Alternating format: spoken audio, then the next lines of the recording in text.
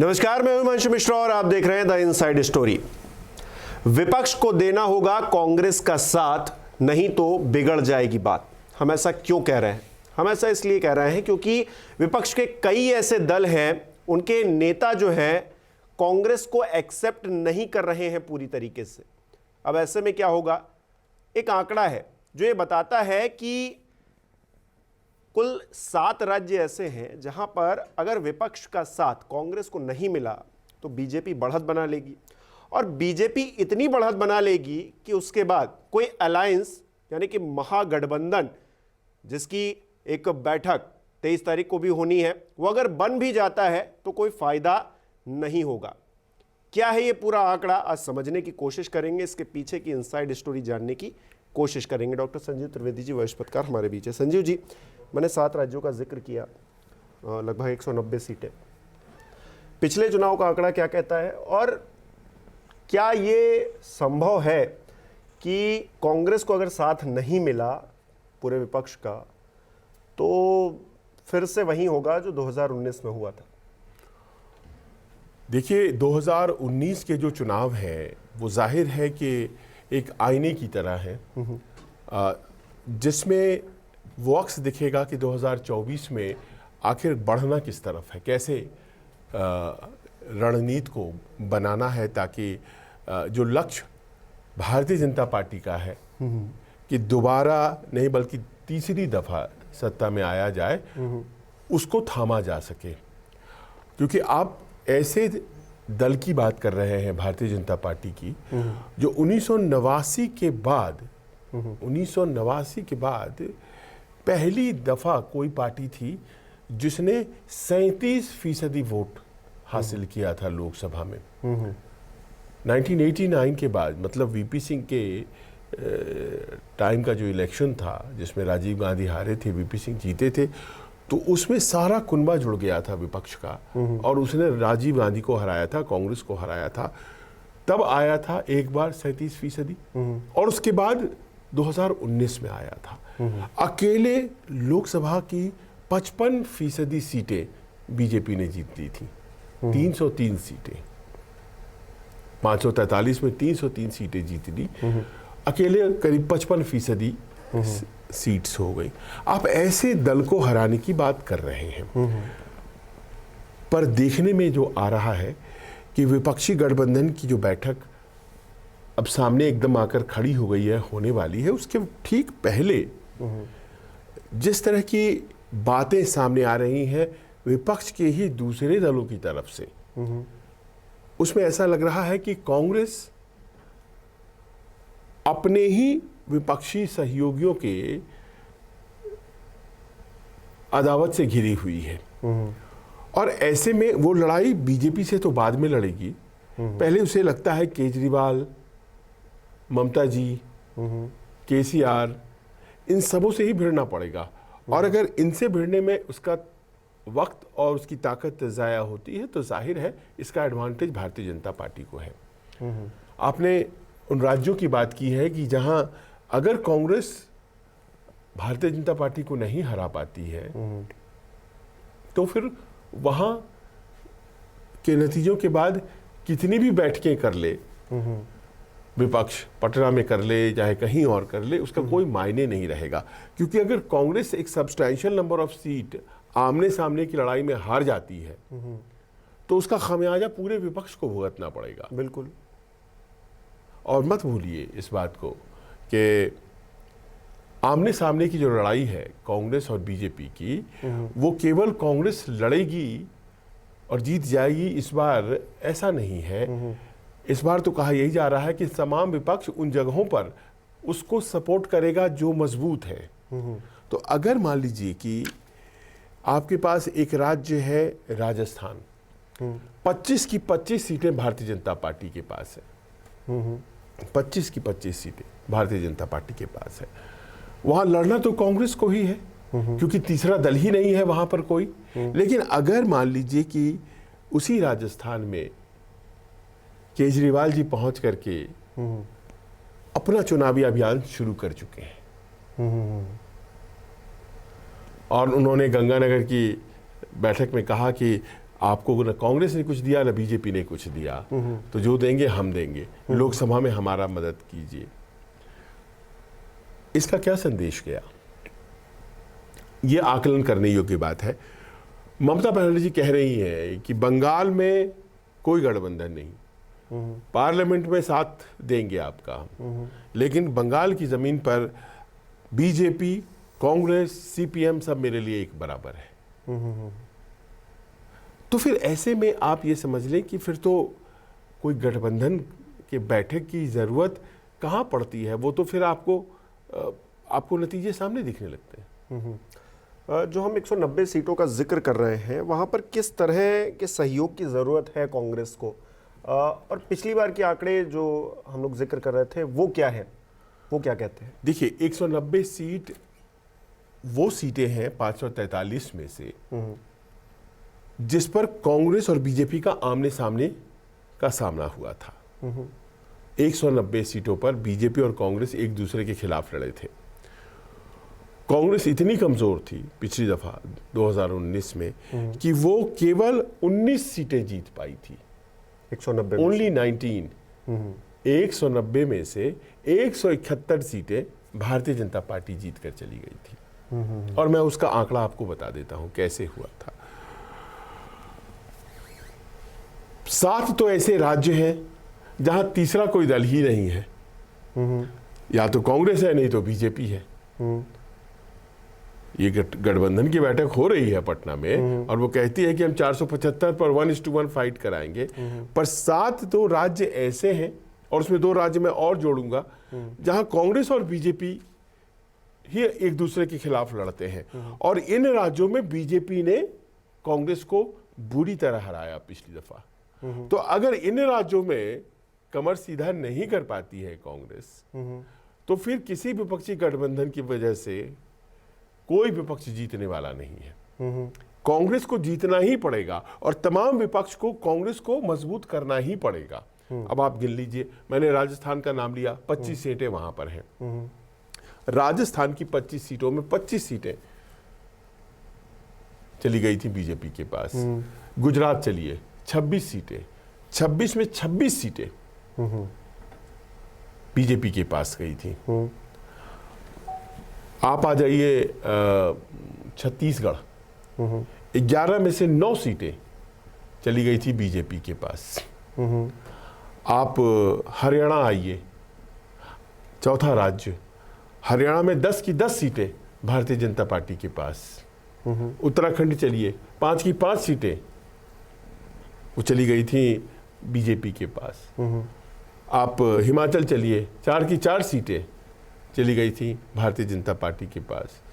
कर्नाटक चलिए, 28 सीटें, वहां भी कांग्रेस बीजेपी मुख्य दल है, 25 सीटें चली गई थी बीजेपी के पास। आप असम चलिए, असम में 14 सीटें हैं, 9 सीटों पर सीधी जीत भारतीय जनता पार्टी ने दर्ज की थी। और इन सब सीटों को मिलाएं जहां आमने सामने की लड़ाई हुई, तो ये 9-10 राज्य ऐसे हैं जहां पर कांग्रेस और बीजेपी आमने सामने लड़ते हैं। अब देश में 29 राज्य हैं, 9-10 राज्य तो चले जाते हैं आप आमने सामने की लड़ाई में। और यहां पर कांग्रेस को बुरी तरह से पछाड़ दिया भारतीय जनता पार्टी ने पिछली दफा। और उसका नतीजा ये हुआ कि 170 सीटें, 171 सीटें तो वो उनकी काउंटिंग ही स्टार्ट होती है और 272 पर सरकार बननी है। तो अगर कांग्रेस मजबूत नहीं हो पाई तो फिर कोई चांस नहीं है कि कोई दूसरे नतीजे आ जाएं इस देश में। तो आपको करना क्या है कि जब विपक्षी एकता की आप बात कर रहे हैं तो उसमें सबसे प्रमुख प्लेयर जो है, क्योंकि इस बार भी गुजरात में कांग्रेस ही लड़ रही है, इस बार भी राजस्थान में कांग्रेस ही लड़ रही है, इस बार बीजेपी से गुजरात में भी कांग्रेस ही लड़ेगी, राजस्थान में भी कांग्रेस ही लड़ेगी, छत्तीसगढ़ में भी कांग्रेस ही लड़ेगी, मध्य प्रदेश में भी कांग्रेस ही लड़ेगी, हरियाणा में भी कांग्रेस ही लड़ेगी, उत्तराखंड, हिमाचल, असम, कर्नाटक। आप देखिए कोई तीसरा दल ऐसा नहीं है। कर्नाटक में मान लीजिए देवेगौड़ा जी का है, लेकिन वो लोकसभा जाते जाते इनसिग्निफिकेंट हो जाता है, जो उसका हाल हो गया है। या मान लीजिए एक आध सीटें बदरुद्दीन अजमल वगैरह जीत जाते हैं असम में, वरना कांग्रेस और बीजेपी की लड़ाई है। तो कांग्रेस और बीजेपी की ये जो लड़ाई है, इस लड़ाई में अगर मान लीजिए कि साथ भारतीय जनता पार्टी के खिलाफ कांग्रेस को बाकी दलों का नहीं मिलता है, जैसे मान लीजिए कि सब उसका विरोध ही करते रहे अगर, कि कांग्रेस जहां जाती है वो जितवा देती है बीजेपी को, तो फिर तो कोई चांस ही नहीं है। क्योंकि आपके पास ये मत भूलिए कि कई ऐसे राज्य हैं जहां गठबंधन हो ही नहीं सकता है। ये दूसरा वर्ग है जहां गठबंधन का कोई मतलब ही नहीं है। मैं बात कर रहा हूं उड़ीसा की, कौन सा गठबंधन वहां हो जाएगा? बिल्कुल। नीतीश जी का कौन सा प्रयोग वहां चलेगा? वहां नवीन बाबू लड़ेंगे ही लड़ेंगे, वहां कांग्रेस लड़ेगी ही लड़ेगी, वहां बीजेपी लड़ेगी ही लड़ेगी। चले आइए तेलंगाना में, मानने के लिए तैयार ही नहीं है वहां पर केसीआर, वो लड़ेंगे ही लड़ेंगे, कांग्रेस लड़ेगी ही लड़ेगी, भारतीय जनता पार्टी लड़ेगी ही लड़ेगी, तो कोई गठबंधन नहीं है वहां। चलिए जगन मोहन जी आंध्र प्रदेश, वहां पर तो लड़ाई होनी ही होनी है, सवाल ही नहीं उठता है कि वहां पर कोई गठबंधन हो जाए। जगन मोहन लड़ेंगे, भारतीय जनता पार्टी लड़ेगी, कांग्रेस लड़ेगी। तो ऐसे कमजोर जगहों पर जहां त्रिकोणीय संघर्ष है, उसमें बहुत दफे भारतीय जनता पार्टी को मदद मिलती है, जैसे कि उड़ीसा में। उड़ीसा में अच्छी खासी सीटें भारतीय जनता पार्टी के पास आई। 4 सीटें दक्षिण के तेलंगाना में उन्होंने जीत ली पिछली दफा, 17 में से 4 सीटें वहां से जीत गए थे। और अब मैं देख रहा हूं कि ममता बनर्जी, उन्होंने कहा है कि वेस्ट बंगाल में कांग्रेस के लिए कोई जगह नहीं है, सीपीएम के लिए कोई जगह नहीं है, ये बीजेपी की तरह हमारे लिए है। 42 सीटों पर अगर त्रिकोणीय संघर्ष हो जाता है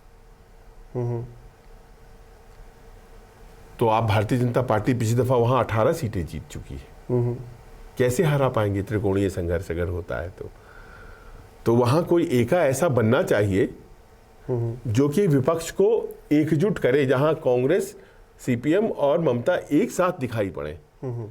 वरना बहुत मुश्किल हो जाता है अगर त्रिकोणीय हो जाता है, क्योंकि कांग्रेस अगर ये बात कह रही है ममता जी की कांग्रेस और सीपीएम हमारे लिए बीजेपी की तरह है, तो बंगाल की 42 सीटों में तो फिर संभावना भारतीय जनता पार्टी की मजबूत हो जाती है। दिल्ली और पंजाब में केजरीवाल कह रहे हैं कि आप ये दोनों राज्य छोड़ दीजिए। कांग्रेस ऑब्वियसली छोड़ेगी नहीं, वो तो लड़ेगी ही लड़ेगी, क्योंकि कांग्रेस के पास 8 सीटें अभी 13 में से हैं, पंजाब की 13 में से 8 सीटें हैं 2019 में उसने जीती थी। तो क्या वो उस राज्य को छोड़ देगी? वो लड़ेगी ही लड़ेगी, यानी कि वहां आम आदमी पार्टी लड़ेगी, वहां कांग्रेस लड़ेगी और वहां पर भारतीय जनता पार्टी, अकाली दल लड़ेगी। ये गठबंधन हो ही जाएगा देर सवेर। तो फिर त्रिकोणीय संघर्ष वहां पर हो जाता है। केजरीवाल जी का जो लग रहा है कि वो राजस्थान भी लड़ेंगे, वो गुजरात में भी, चूंकि उन्होंने 13% वोट हासिल किया है, तो वहां भी वो अपनी सीट लड़ेंगे। तो जहां जहां वो लड़ रहे हैं वो भारतीय जनता पार्टी का संभावना खत्म नहीं कर रहे हैं, वो विपक्ष की संभावना को खत्म कर रहे हैं। तो मान लीजिए अगर ये मिजाज चलता है तो ये जो शुरू के 10 राज्य हमने गिनाए जहां पर आमने सामने की लड़ाई है, और 5-7 राज्य वो हो गए जहां पर त्रिकोणीय संघर्ष अवश्यम भावी है, तो 15-17 राज्य तो आपके यूं ही चले गए। तो जो पटना की बैठक है ये और बाकी किन राज्यों के लिए है? सही बात है। फिर तो ये केवल बिहार और महाराष्ट्र के लिए लगती है कि ये बैठक हो रही है। इन 2 राज्यों में आप लड़ा लें, गठबंधन की वहां रूपरेखा चेंज कर गई है, तो वहां विपक्ष अच्छा करेगा, ये संभावना है। 40 में से 39 सीटें पिछली दफा एनडीए को मिली थी बिहार में, लेकिन अब स्वरूप बदल गया है। भारतीय जनता पार्टी प्रैक्टिकली छोटे दलों के साथ अकेली खड़ी है और उस तरफ 6 दल हो गए हैं। 3 दल बड़े हैं, कांग्रेस, आरजेडी, जेडीयू, और आरजेडी और जेडीयू ही अगर मिल जाते हैं, जैसा कि पहले का अनुभव है, तो वो भारी पड़ते हैं किसी भी गठबंधन पर। तो चलिए वहां हो सकता है कि इस बार 40 की सीटों में से अलग नतीजे आ जाए, एनडीए को झटका लगेगा वहां।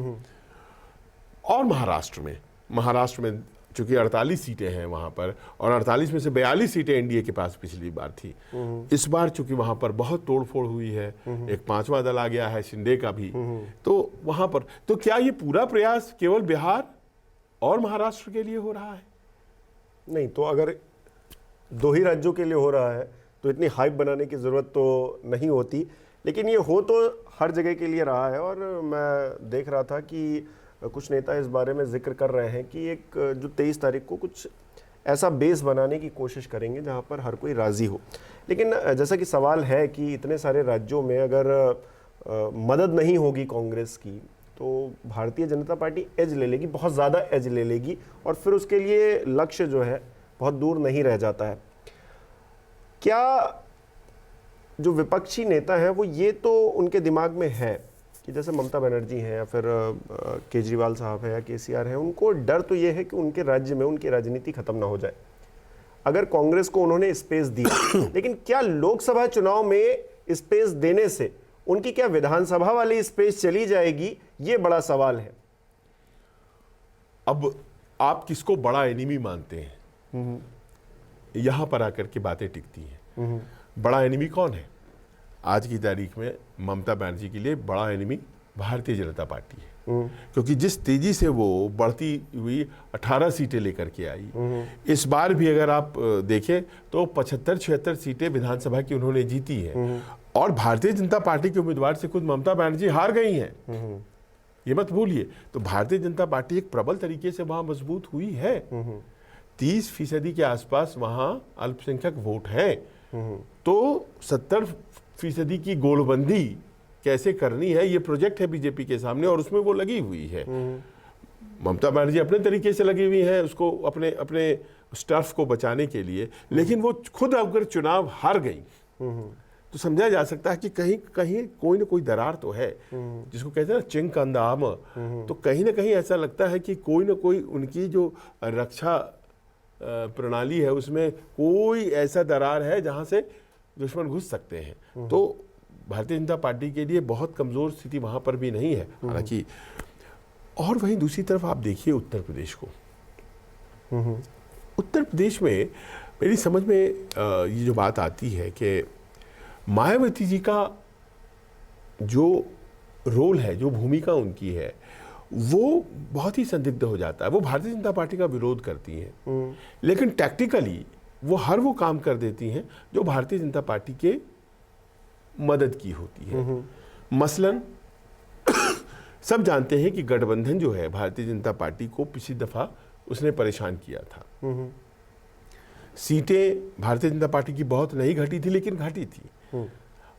पर परसेंटेज ऑफ वोट जो आए थे अखिलेश और मायावती की गठबंधन को, उसमें अगर कांग्रेस के जोड़ दिए जाते तो कई जगहों पर विपक्ष को ज्यादा वोट होते और सीटें कम निकलती भारतीय जनता पार्टी की। लेकिन इस बात को नजरअंदाज उन्होंने कर दिया, और इस बार उन्होंने कहा कि मैं 80 सीटों पर चुनाव लड़ूंगी और किसी के साथ गठबंधन नहीं करूंगी। इसका बड़ा सीधा अंदाजा कोई भी समझ सकता है कि इससे जैसे ही गैर भाजपा वोटों का विखंडन होगा तो भारतीय जनता पार्टी को फायदा होगा, लाभ होगा उसमें। तो ऐसा वो कर रही। तो ये भी अपने आप में, और देखिए, और वहां तो बड़ी मतलब 80 सीटें हैं, वहां तो बड़ा चल जाएगा। अपने आप में एक बड़ी चीज है। वो तो लक्ष्य के बिल्कुल पास लाके खड़ा कर देगा अगर इन सीटों को जो पिछली बार का रहा आंकड़ा, अगर वैसी स्थिति रही। सांप सीढ़ी के खेल में कोई ऐसी सीढ़ी जो सीधे 99 तक पहुंचा दे, उत्तर प्रदेश तो वो जमीन है। हाँ, सही बात है। आप बहुत ज्यादा नीचे होते हैं तब भी बहुत ऊपर पहुंच आप तेजी से पहुंच जाते हैं। और इस बार की जो स्थिति दिख रही है उसमें 80 सीटों में Bharatiya Janata party 1 to 1 fight नहीं कर रही है कहीं पर भी। वो बीएसपी एक तरफ रहेगी ही रहेगी, और कांग्रेस चौथी तरफ रहेगी ही रहेगी, क्योंकि समाजवादी पार्टी ने भी कह दिया कि हमें कांग्रेस के साथ नहीं जाना है।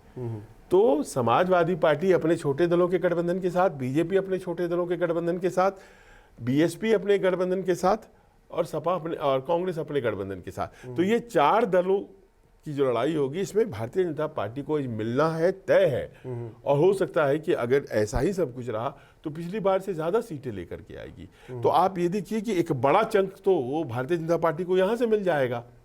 और बाकी के राज्य जहां हम देख रहे हैं, अगर कांग्रेस ठीक से परफॉर्म नहीं करती है, अगर कांग्रेस उड़ान भरने के पहले ही बाकी के उसके सहयोगी ही उसका पांव खींच लेते हैं, तो वो अच्छा नहीं करेगी उन राज्यों में जहां सीधे सीधे कांग्रेस और बीजेपी की फाइट है।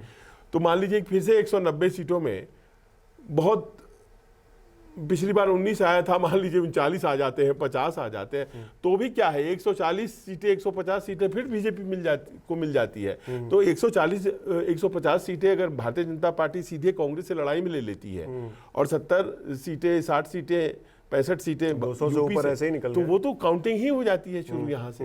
तो फिर आप हराएंगे कैसे? 272 का आंकड़ा तो फिर बहुत पास आने सा लगता है ना, 200 प्लस में चले जाते हैं। यहाँ पर इसीलिए बहुत महत्वपूर्ण हो जाता है कि भारतीय जनता पार्टी जिस मजबूत स्थिति में आज की तारीख में है, उसमें टक्कर भी देने के लिए आपको खुद बहुत सी चीजों की सैक्रिफाइस करनी पड़ेगी, बजाय इसके कि विपक्ष को या फिर कांग्रेस को ऐसे मुद्दे पर जो है जनता का साथ मिल जाए जिससे बहुत त्रस्त है। क्योंकि 2014 के जब इलेक्शंस हम देखते हैं तो उससे पहले एक अन्ना आंदोलन, कांग्रेस के लिए एक हवा बनना, और उसके बाद बड़े बड़े वादे कि हम ब्लैक मनी आएगी और भ्रष्टाचार है ये, तो वो माहौल बना पाने में अब क्योंकि ज़्यादा वक्त नहीं है, वो माहौल अगर बनना होता तो वो उसका वैक्यूम नज़र आता, वो नज़र नहीं आ रहा है। तो ऐसे में स्मार्ट गेम खेलना होगा कांग्रेस को भी और पूरे विपक्ष को। अगर नहीं खेलेंगे तो फिर हाँ देखिए नैया डूब जाएगी। देखिए, दो बातें हैं जो आपने 2014 की याद दिलाई,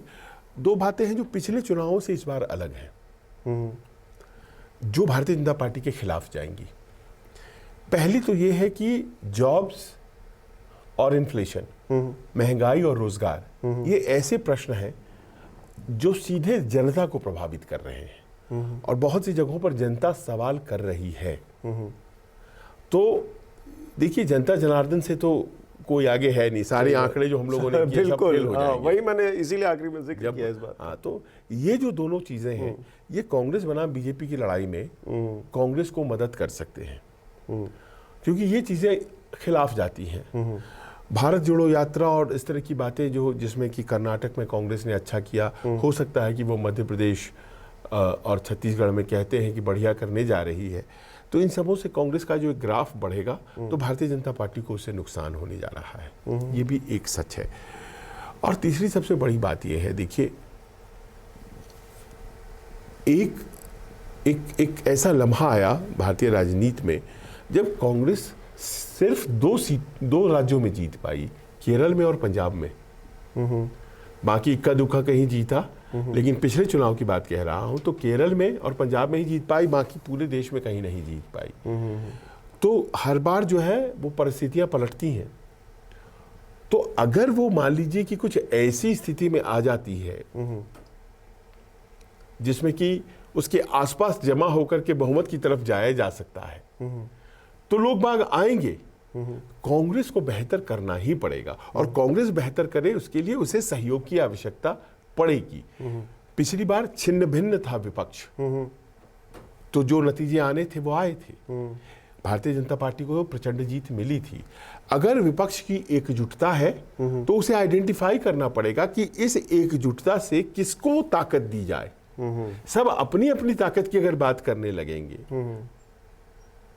तो फिर बात नहीं बनेगी। तो किसको ताकत मिले? अगर मान लीजिए कि ये रिकॉग्नाइज कर लिया जाता है कि नहीं, कांग्रेस को ही ताकत देना पड़ेगा, उसे ही हराना है भारतीय जनता पार्टी को, और तभी जाकर के विपक्ष हराएगा तो उसका फायदा होगा। वरना अगर ममता जी 42 सीटों में से 40 भी जीती जाती हैं और भारतीय जनता पार्टी बाकी जगहों पर जीत जाती है, तो वो संतोष करने के लिए, खुद को तसल्ली देने के लिए, तो चलिए ठीक है मैंने अपने राज्य में हरा दिया, लेकिन देश में भारतीय जनता पार्टी की ही सरकार, यानी कि सेल्फ इंटरेस्ट को तो आपको साइड में रखना ही होगा। कई चीजें छोड़नी पड़ेगी, सैक्रिफाइस करनी पड़ेगी, और तभी जाकर के सेंट्रल लीडर तैयार होगा कांग्रेस के तौर पर विपक्ष का, और फिर वो टक्कर लेगा। और वो जो छिन्न भिन्न दिखता है विपक्ष, वो छिन्न भिन्न अगर नहीं दिखता है तो लड़ाई वहां से शुरू होती है। हालांकि 23 तारीख को बैठक होने वाली है, देखिए उससे क्या निकलता है। जो मंथन किया जाएगा, जो समीक्षा की जाएगी, वो सेल्फ इंटरेस्ट जिसका हम लगातार जिक्र कर रहे हैं, वो ममता बनर्जी हों या फिर अरविंद केजरीवाल हों या केसीआर हों या फिर तमाम और लोग हों। हालांकि केसीआर तो इस बैठक में होंगे नहीं, लेकिन क्या उनको समझाया जा पाएगा विपक्ष की तरफ से? बड़े सवाल तो हैं, लेकिन कहीं ना कहीं कांग्रेस को अगर मजबूती नहीं मिलेगी और विपक्ष के जो और दल हैं वो अगर साथ नहीं देंगे तो दिक्कतें बढ़ सकती हैं 2024 24 के नतीजे भी पिछले 2014 या फिर 2019 की तरह आ सकते हैं। आपको क्या लगता है, हमें कमेंट करके ज़रूर बताएं। बहुत बहुत शुक्रिया।